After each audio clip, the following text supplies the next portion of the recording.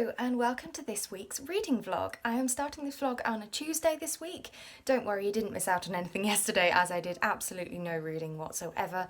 I've had a really busy week, so last night was just catching up on some work errands and sorting a few things out around the house at home, so didn't actually get a chance for any reading anyway. So this week's challenge for me is to finish both volumes of Words of Radiance. I started the first one last week. I've got about 300 pages-ish into the first book. My edition comes in 2 volumes, both of which are around the 600 page mark. So still a fair chunk of this to read throughout the week, but I'm really hoping that I can get both of these finished by the end of the weekend. I'm really enjoying this book so far. I'm loving the Stormlight Archives in general.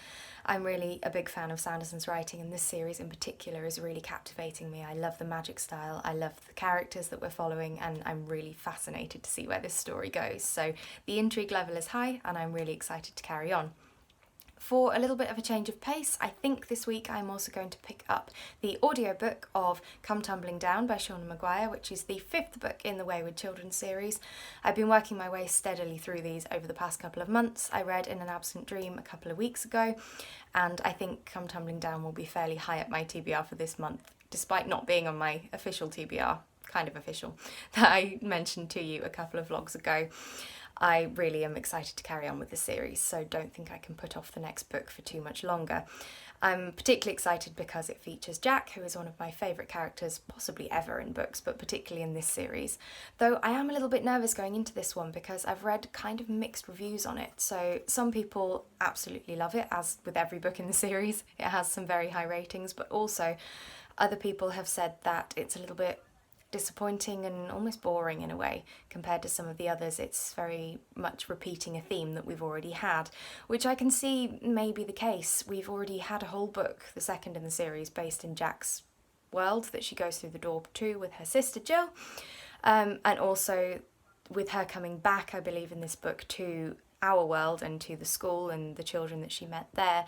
That in a way is a little bit repetitive from book 1, so I can see how it might be more of the same thing and not so exciting as some of the other books, but equally Jack is a brilliant character and I'm really excited to see what happens in her storyline, so perhaps this won't matter to me so much. I really hope it's a good one, but even so, I think Seanan McGuire would be hard pushed to write a bad book in my opinion. I really like this series, so that is going to be my change of pace from Words of Radiance. I know it's a lot of fantasy, but it's a very different tone of fantasy and with a different format too.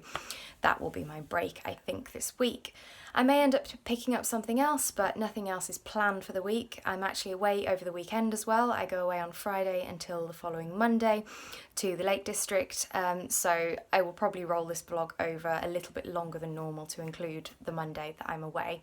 So look forward to seeing some lovely Lake District scenery, and I'll probably get some more audiobook listening done while I'm away as well, so I may pick up a different one other than Come Tumbling Down. That's only about 4 hours, I think, the same as all of the other ones. So lots of reading planned for the next few days, but Words of Radiance is the first goal, so I will try and crack on through about 100 pages or so of that this evening.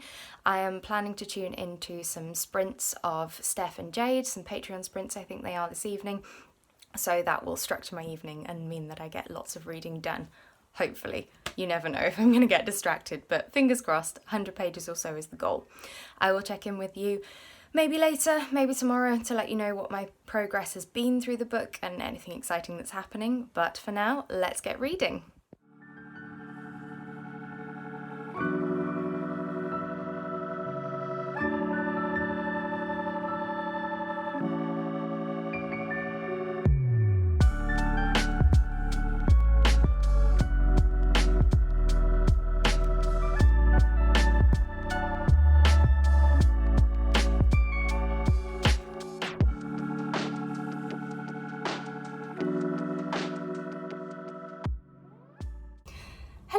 Just a quick update from my car. I haven't actually done an update from here in quite some time. It used to be my absolute favourite spot to vlog from, but anyway, I have just gone shopping briefly just to pick up some required things, everyday errands, nothing particularly exciting, but I have done a very quick trip into Waterstones and have bought a couple of books which I thought I would show you.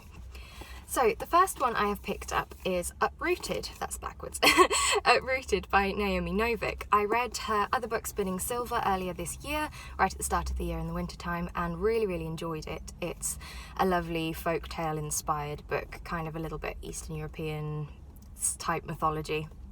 Really beautifully written, lovely lyrical words, and just a really enjoyable book all round. So I was quite intrigued to pick up one of her other books. So this one seems to be much along the same type of story, set in a peaceful valley near an enchanted forest. And it looks like there's some sort of price to pay to a wizard who protects them from dark magic, and there's some kind of choosing of a sacrifice of one of the young village women. So you get the drift. It's very fairy tale-esque, but I am really looking forward to picking this one up, hopefully quite soon.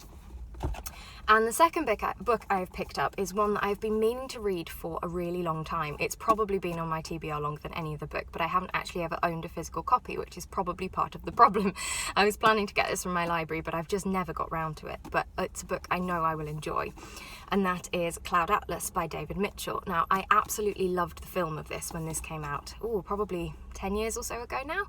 I absolutely loved it, and I remember thinking at the time this would make an incredible book, and then found out, actually, yes, it is a book. It was based on a book from the start.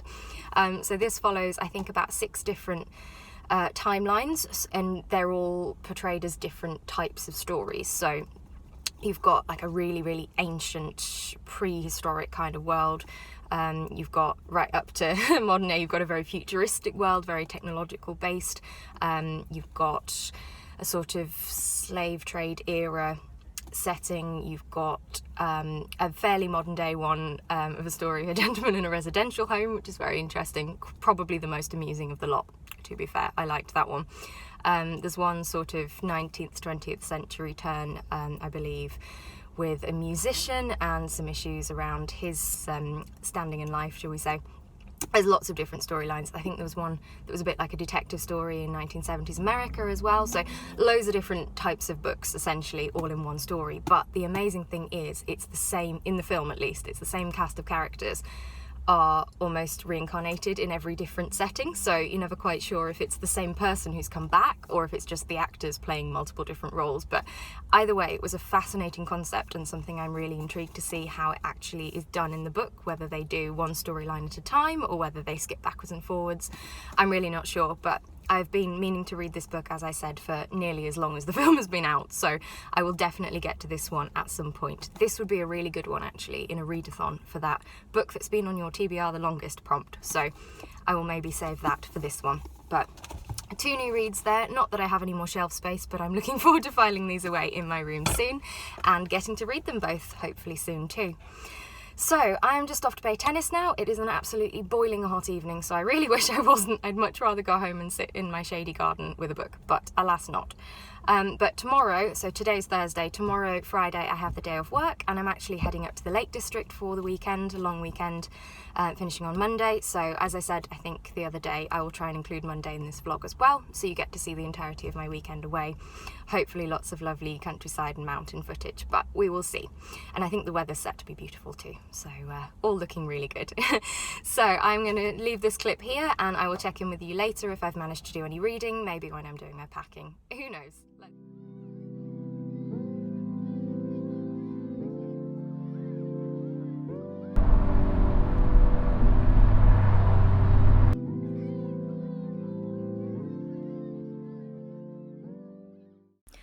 Hello, so I am here on my first evening in the Lake District. We have had a lovely day so far, driving up in the beautiful sunshine in the convertible. I've really sunned myself and I'm really happy about it. I just really hope I haven't burnt. But while I've been on my drive up here, I have been listening to the audiobook of Catherine of Aragon book of the Six Tudor Queens series by Alison Weir.